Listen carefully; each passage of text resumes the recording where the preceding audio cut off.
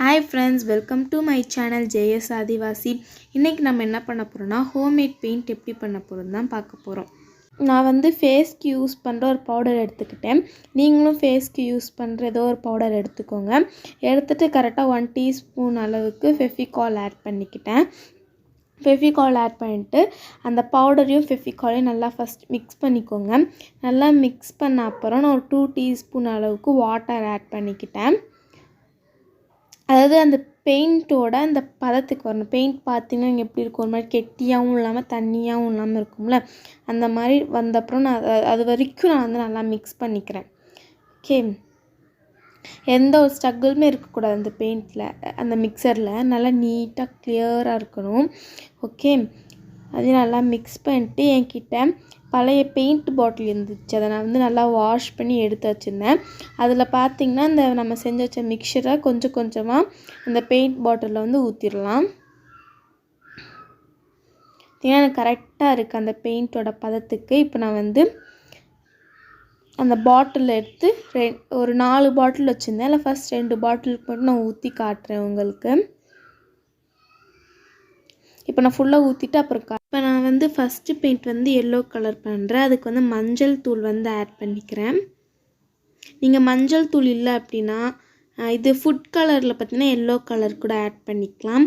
அடுத்து அதையும் நல்லா நான் வந்து மிக்ஸ் பண்ணிக்கிறேன். அந்த இதை மஞ்சள் தூள் போட்டோம்ல, அதை நல்லா மிக்ஸ் பண்ணிக்கலாம்.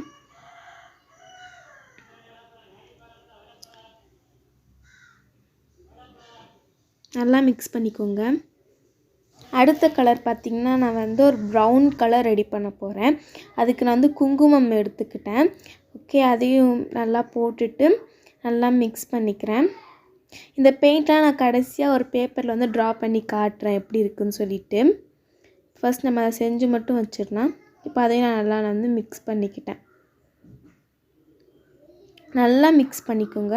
இப்போ அடுத்து 3rd கலருக்கு நான் வந்து ப்ளூ கலர் ரெடி பண்ண போகிறேன். அதுக்கு நான் வந்து இங்க் எடுத்துக்கிட்டேன், ப்ளூ கலர் இங்க்கு. அதை கொஞ்சமாக ட்ராப் பண்ணிவிட்டு அதுக்கப்புறம் அதை நான் நல்லா வந்து மிக்ஸ் பண்ணிக்கிறேன்.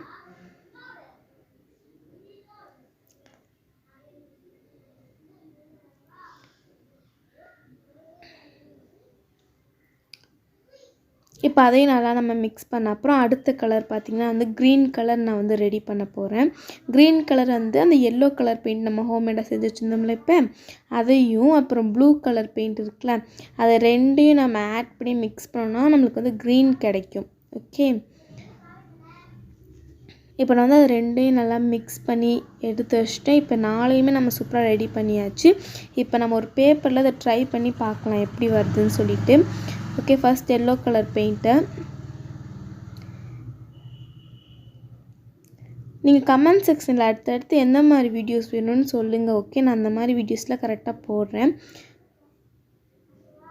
இப்போ நான் 4 பெயிண்ட்டையும் வந்து ப்ளூ, ப்ரௌன் அப்புறம் எல்லோ எல்லாத்தையுமே பார்த்திங்கன்னா அந்த பேப்பரில் ட்ரா பண்ணிக்கிறேன். அடுத்து வந்து க்ரீன். எனக்கு பிடிச்ச பார்த்திங்கன்னா இதில் வந்து க்ரீன் ரொம்ப ரொம்ப பிடிச்சிருந்துச்சி எனக்கு.